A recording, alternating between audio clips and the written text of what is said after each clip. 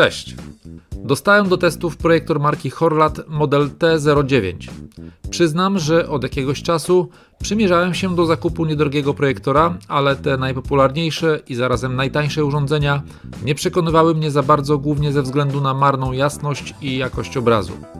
Zawodowo mam dostęp do drogich i bardziej profesjonalnych urządzeń przeznaczonych głównie do prezentacji na dużych salach konferencyjnych, ale ich cena rzędu kilku tysięcy złotych skutecznie mnie odstraszała, aby zakupić coś takiego na potrzeby domowe. Ten projektor, według danych producenta i opinii zadowolonych użytkowników, może być idealnym kompromisem, który pogodzi niewygórowaną cenę z akceptowalnymi parametrami obrazu. Projektor na tę chwilę kosztuje około 700 zł. Posiada natywną rozdzielczość Full HD i kompatybilność ze źródłami obrazu nawet do rozdzielczości 8K. Jasność 1100 ANSI lumenów, która jest przynajmniej 4-krotnie większa od tych tanich, najpopularniejszych urządzeń, dzięki czemu w pomieszczeniu nie musi panować całkowita ciemność, aby móc cokolwiek obejrzeć. Posiada automatyczny autofokus i korekcję trapezu. Możemy uzyskać obraz o przekątnej nawet 300 cali. Odległość projekcji zaczyna się od 1,5 metra, a kończy się na 6,5 metrach. Posiada wbudowane dwa 5W głośniki stereo, podobno o całkiem akceptowalnym brzmieniu. Wyposażony jest system Android w wersji 9.0, na którym można zainstalować aplikacje najpopularniejszych platform streamingowych. Połączenie z internetem odbywa się w standardzie Wi-Fi 2.4, jak i 5 GHz. W dalszej części filmu wszystko to sobie sprawdzimy, a teraz zobaczymy zawartość opakowania. Do rzutnika dostajemy pilota zdalnego sterowania, kabel zasilający, kabel HDMI, jest nawet kabel Composite, inaczej RCA lub cincze, czyli można podłączyć dużo starsze źródła obrazu jak magnetowid VHS czy stare konsole do gier. Oraz szczegółowa instrukcja, ale bez języka polskiego. W pudełku jest też kartka z ważną wskazówką, która wyjaśnia, czego nie robić, aby nie uszkodzić projektora. Chodzi o to, aby nie regulować ręcznie ostrości, tylko za pomocą pilota przyciskami F+ lub F-, gdyby zaszła taka potrzeba. Projektor prezentuje się bardzo zgrabnie. Posiada bardzo prostą, klasyczną bryłę, która wpasuje się do każdego wystroju wnętrza. Wykonanie jest na przyzwoitym poziomie. Z przodu mamy dwa małe oczka, które zapewne odpowiedzialne są za automatyczną korekcję ostrości i trapezu. Pod zaślepką kryje się duży obiektyw. Z boku jest otwór, który w wersji bez autofokusa służyłby do ręcznej regulacji ostrości, ale jak mówiłem wcześniej, w tej wersji nie należy tam wkładać swoich palców i jakiekolwiek korekty ostrości wykonujemy za pomocą pilota. Obok mamy gniazdo zasilania. Z tyłu mamy wejście słuchawkowe, wejście AV Composite. W tym miejscu jest czujnik podczerwieni na sygnały wysyłane przez pilota zdalnego sterowania. Pod tą zaślepką znajduje się filtr przeciwkurzowy. Warto do niego co jakiś czas zaglądać i czyścić, aby projektor się nie przegrzewał. Z drugiego boku mamy dostęp do gniazda USB, które zapewne służy do podłączenia dysku lub pendrive'a, ale sprawdzimy też sobie, czy przypadkiem nie będzie działał z myszką lub klawiaturą. Oraz dwa gniazda HDMI. Na górze jest panel sterowania funkcjami projektora, gdybyśmy na przykład nie mieli akurat pilota pod ręką. Pod spodem mamy jeszcze gwintowane gniazdo na śrubę do regulacji nachylenia projektora, które jest w standardzie 1/4 cala i jak wskazują materiały promocyjne, można wykorzystać go także do montażu na statywie np. aparatu fotograficznego. Projektor waży prawie 3 kg i szczerze powiem, że nie przekonuje mnie to za bardzo, ponieważ znajduje się on daleko od środka ciężkości i może działać tam zbyt duża siła, która zniszczy albo statyw, albo wyłamie ten gwint w obudowie projektora. Test postanowiłem zrobić w garażu, ponieważ aktualnie w domu nie mam białej ściany, aby wyświetlić możliwie jak największy obraz. Do wyświetlenia obrazu użyłem białego płótna przeznaczonego do ekranów. Jego szerokość to 2,5 metra. Po uruchomieniu rzutnik samodzielnie dokonuje ustawienia ostrości i korekcji trapezu. Działa to bardzo dobrze i po chwili możemy już cieszyć się poprawnie wyregulowanym, jasnym i wyraźnym obrazem.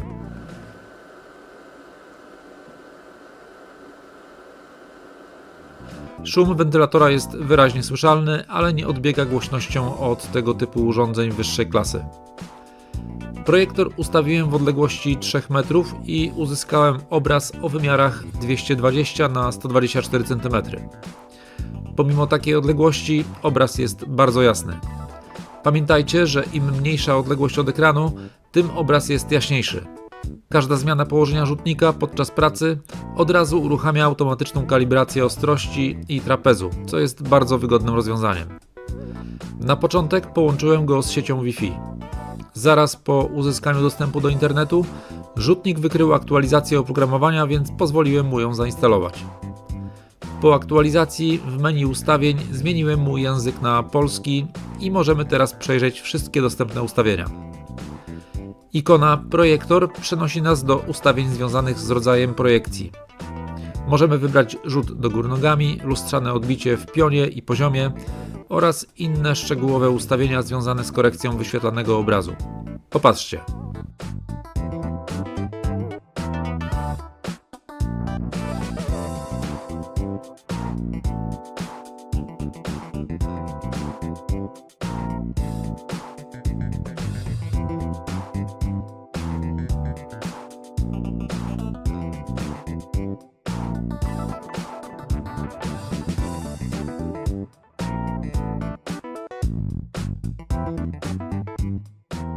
Następna ikona to źródło danych, gdzie możemy wybrać sobie jedno z 4 dostępnych źródeł. Ikona Zarządzanie pozwala nam przeglądać pliki zapisane w pamięci projektora lub znośnika zewnętrznego ze względu na rodzaj, jak zdjęcia, filmy, audio i sklep, czyli zapewne aplikacje. Możemy też sprawdzić, czy dostępna jest jakaś aktualizacja. Bluetooth. Tutaj możemy dodać sobie jakieś akcesoria bezprzewodowe komunikujące się w tym standardzie. Niestety moje bezprzewodowe słuchawki Sony, pomimo sparowania, nie odtwarzały dźwięku, więc podejrzewam, że chodzi tu o możliwość sparowania urządzeń typu myszka lub klawiatura. Boot Source to wybór źródła, które ma się domyślnie uruchamiać po włączeniu projektora. W opcjach możemy sprawdzić stan połączenia sieciowego i akcesoriów Bluetooth, ustawić datę i godzinę. Ustawienia urządzenia. Tutaj możemy m.in. dodać swoje konto Google, zarządzać zainstalowanymi aplikacjami, ustawić rodzaj klawiatury, włączyć lub wyłączyć dźwięki systemowe, ustawić timer, wygaszacz ekranu, zrobić aktualizację oprogramowania z pliku zapisanego na pendrive'ie, ułatwienia dostępu i informacje o parametrach projektora. Ikona Memory Clean pokazuje nam stan wykorzystania pamięci RAM, którą przy nadmiernym wykorzystaniu możemy sobie zwolnić. Na górnym pasku możemy przełączać się pomiędzy różnymi usługami. Menu działa płynnie, bez zacięć. Mamy dostęp do różnych serwisów VOD. YouTube działa bez zarzutów.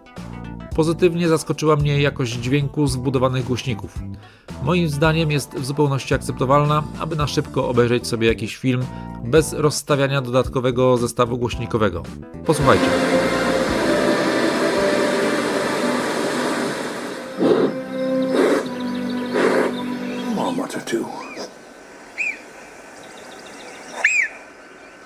But just now, the bears have something else on their minds.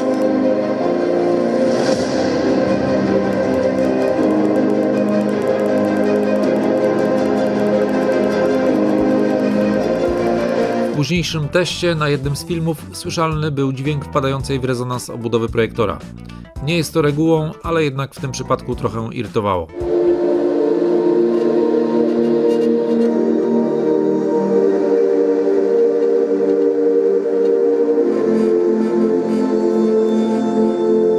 Jeżeli chodzi o obraz, to pomimo dobrej jasności, ostrości i wyrazistości szczegółów, brakowało mi możliwości szczegółowej regulacji nasycenia, jasności, kontrastu, a w szczególności zmiany odcienia bieli. Nigdzie w menu nie znalazłem takich opcji. Obraz dla mnie miał zbyt zimne zabarwienie. Osobiście wolę cieplejszy odcień bieli. Podczas testów nie miałem wykupionego dostępu do wszystkich popularnych serwisów VOD, za wyjątkiem Sky Showtime i Max. Aplikację Sky Showtime musiałem doinstalować ze sklepu App Store zaimplementowanego w oprogramowanie projektora. Nie mamy tu dostępu do standardowego sklepu Google Play. Po zalogowaniu do aplikacji wszystko wyglądało w porządku. Odpalał się zwiastun, natomiast próba uruchomienia jakiegokolwiek filmu się nie powiodła.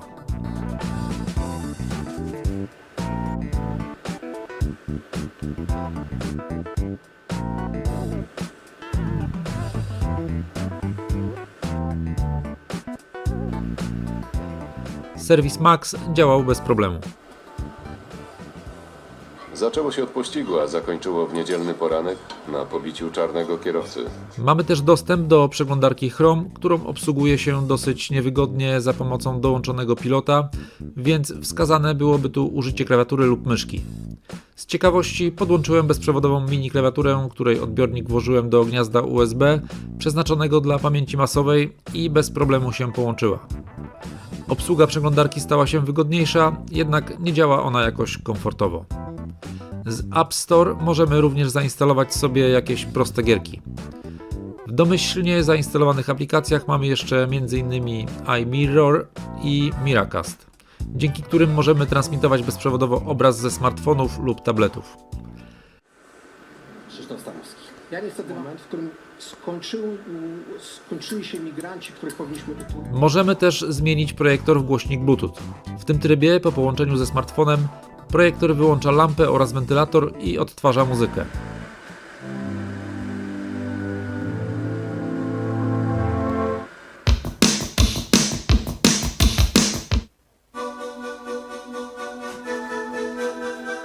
Sprawdziłem jeszcze gniazda HDMI. W tym celu podłączyłem konsolę Xbox 360 i wszystko działa poprawnie.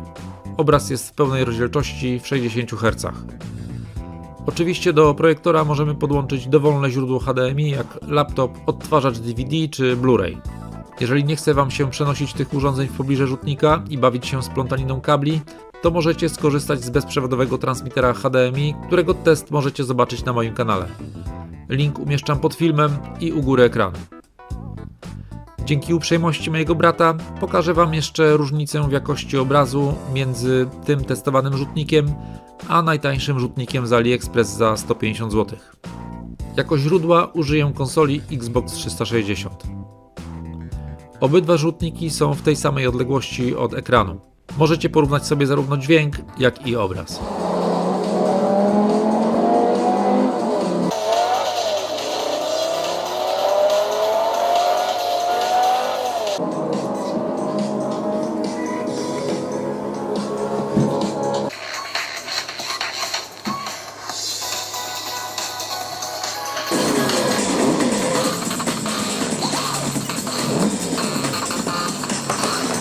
Podsumowując, testowany projektor pomimo kilku uwag, o których wspomniałem wcześniej, jest całkiem przyzwoitym urządzeniem, biorąc pod uwagę jego cenę.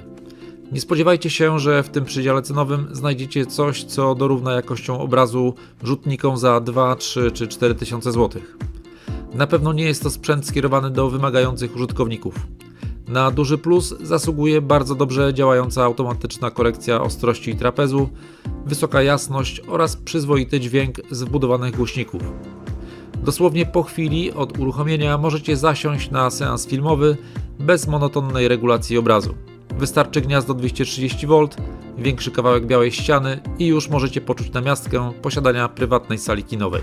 Link do aktualnej oferty na testowany rzutnik umieszczam pod filmem. Znajdziecie tam również specjalny kod rabatowy. Jeżeli macie jakieś dodatkowe pytania, to piszcie w komentarzach. Postaram się w miarę możliwości szybko na nie odpowiedzieć. Do zobaczenia. Cześć!